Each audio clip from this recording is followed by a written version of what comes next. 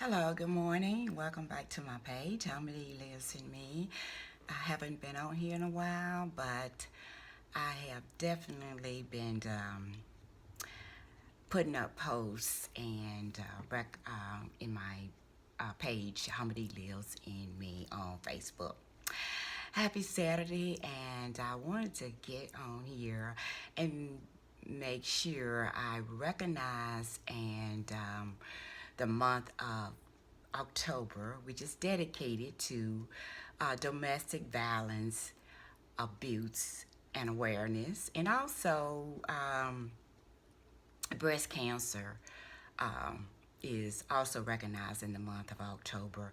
I thank God that I have not had a battle with breast cancer, but my heart goes out to all the millions of women all over the world that had to endure the devastating and traumatic and painful disease of cancer. Um, but I have been a victim of domestic violence abuse.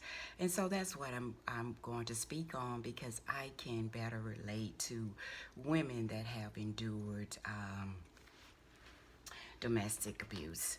Um, I'm a true advocate of domestic violence, of awareness, and I can say that I was in an abusive relationship with my ex-husband for a number of years. I think it was, let me calculate here, met him when I was 18 and we were separated when I was 28, maybe 31, somewhere in there.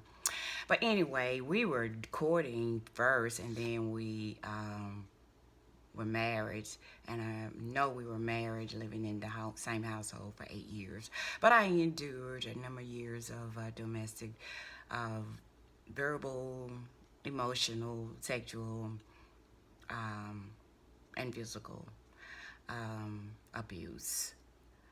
And without giving graphic details, it was pretty abusive. But I would like to say that um, in my book, Addiction Through the Eyes of a Nurse, Rising Above Adversity Through Faith, I tell about um, a lot about my life and some of the things I endured through those physical abuse. And chapter 5 is called Abuse is Ugly. And I'd just like to read a small excerpt from it. It starts saying the physical abuse actually started before I left my parents' home, but ignored the signs and accepted it because this was normal behavior where I was raised. As a little girl growing up in my grandfather's house, domestic violence and heavy drinking was as natural as waking up in the morning. I saw all the women in my environment endure physical and verbal abuse. A growing body of literature shows that children who have been exposed to domestic violence are more likely than their peers to experience abuse in some form. Children who are raised in abusive homes learn that violence is an effective way to resolve conflicts and problems. Growing up around so much abuse, I thought this was what everybody did to handle their problems or misunderstanding. This was how a relationship between a man and woman was supposed to be. This was no, there is no such thing as fairy tale love. So that was my thinking when I was growing up. This was what I was raised around. Um, a lot of people, when they meet and hear about women in domestic violent behavior or relationships or marriage relationships, they are easily and quick to tell them, why don't you leave or get out of it? Or if someone has already endured it and maybe are no longer with that spouse, they tell you to get over it. That's in your past. And just, put it behind you.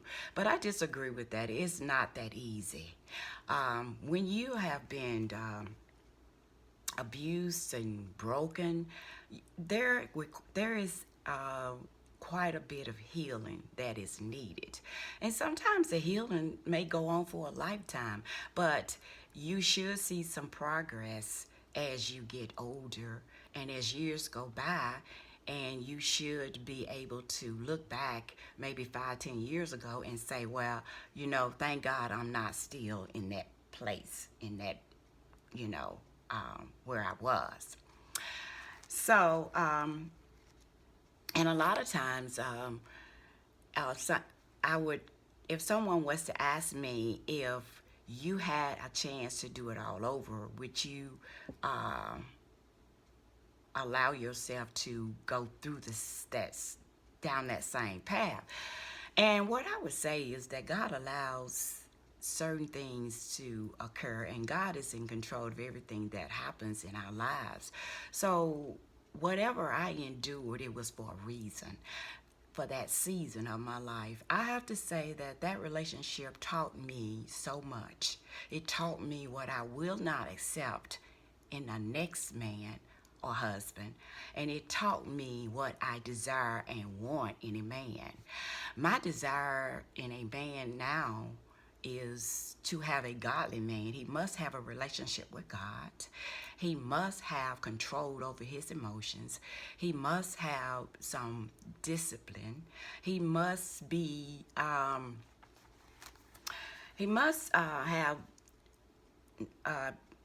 not be a controlling individual, and he can't be totally so jealous of everything or everybody that I talk to or any other man I might have a relationship with, because those kind of things will run a woman away. So also being this has taught me a lot about men. A man that who does not respect women or love women will have a very difficult time having a relationship with a woman. I want a man who loves and respects all women. I don't care who she is. I want a man that reverence women, look at women as precious jewel. I want a man that look upon a woman as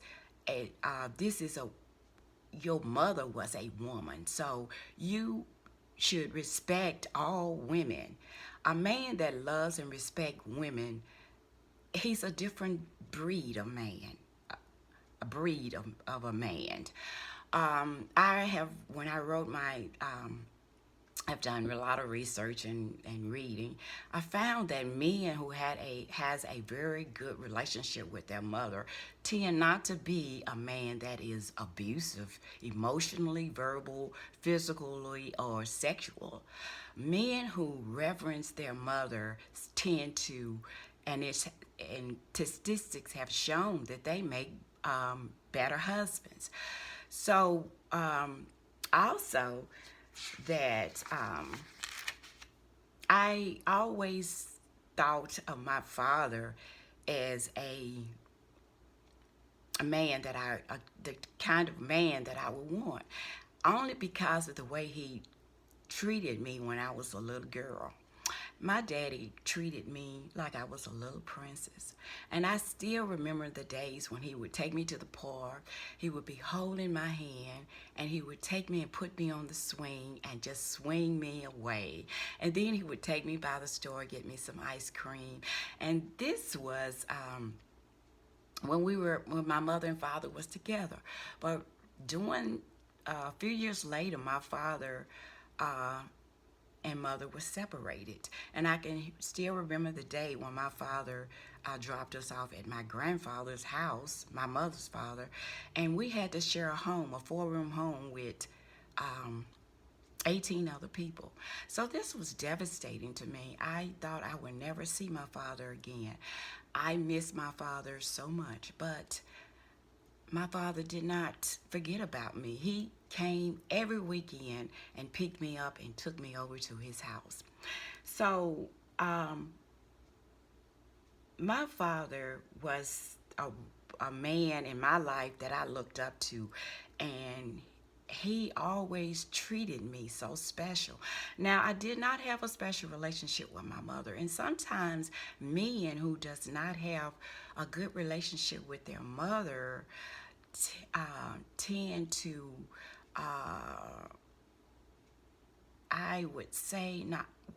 Sometimes I've found, and statistics have shown, that they don't value women as precious and as and value their worth as men that had a good relationship with their mother. So I would say that um, I had a video that I made about, and I did it in one of my meditations, that we to forgive your mother. I forgave my mother for some things that she did to me, but in that video, in that meditation, it would tell you to forgive your mother for a number of things, but the statement that stood out to me that helped me heal even more is that forgive your mother, for she did the best she knew how with what she knew and what she had at that time. That was a very touching, powerful um, statement for me. And a lot of times we have not forgiven our mothers. And then there are women I've heard of have had some very, very um, um, tragic things happen to them by their father. So it starts with forgiveness, because we carry a lot of this unforgiveness with us. And then it tends to overflow into our relationships, and we don't know how to love each other.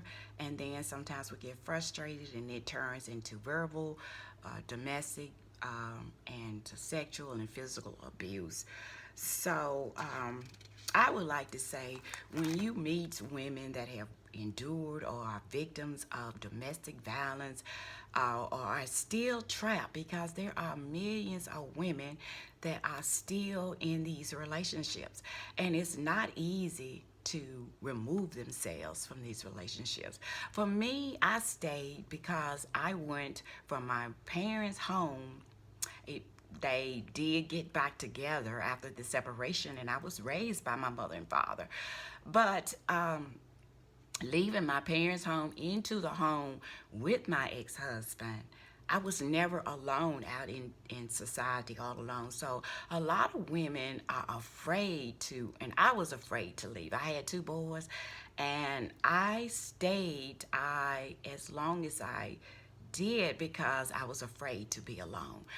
But after many years enduring the abuse, I found the courage to leave, and I never looked back.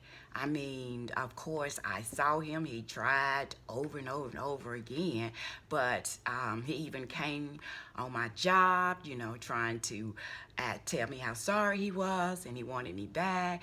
But after many years of taking him back, and he knew at the last time, he knew that a woman can actually let a man know when she is finished. This is no longer going to happen again. We are through. And when I made it clear that we are never going to get back together again, he left me alone, because he knew in his heart that I didn't want him anymore. So I would tell women that are in an abusive relationship, um, just pray about it. Ask God to give you the strength and the courage, and just take that first step and go forward, because it starts with you. If you love yourself enough, you will leave. And if you don't, you could be risking your children's lives and your own life. So you have to just love yourself enough and step out on faith. And in my book, Addiction Through the Eyes of a Nurse, Rising Above Adversity Through Faith, I tell my story, and I know I've helped many women to get the courage and to be able to see and to walk away from abuse. And I've had women tell me how my book touched them so dearly and helped them to be able to rise up and walk away. So you can check my book out on Amazon.com. It is, I have several other books that I've written also. But I want to thank y'all for coming to my page. And I just miss being on here. I hadn't been on here in a couple of weeks. And I know that a lot of people are coming and listening to me, but I started out making these videos with my son. He inspired me to write this book, and he also inspired me to start talking and getting used to speaking on some of the things that I've gone through as a woman. And every week, after I started making my videos, he said, "Mama, are you gonna make a video this week?" So if it's only one person I touch, if it was only for my son to listen to my videos and help one soul, then I know that what I do is not in vain. Thank y'all for coming to my page. Have a blessed Saturday.